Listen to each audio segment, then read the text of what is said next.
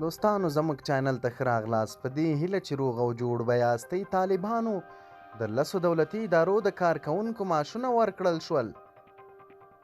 جاج نیوز دوستانو زموږ چینل ته ښه راغلاست. په دې هیله چې روغ او جوړ به یې زموږ چینل ورسره ضرور سبسکرایب کړئ.